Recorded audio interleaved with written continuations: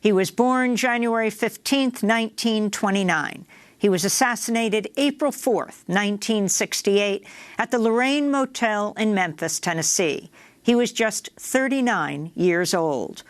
While Dr. King is primarily remembered as a civil rights leader, he also championed the cause of the poor, organizing the Poor People's Campaign to address issues of economic justice, and Dr. King was a fierce critic of U.S. foreign policy and the Vietnam War.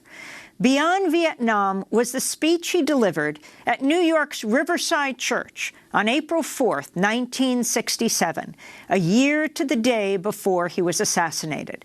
In it, Dr. King called the United States the greatest purveyor of violence in the world today. Life magazine called the speech demagogic slander that sounded like a script for Radio Hanoi.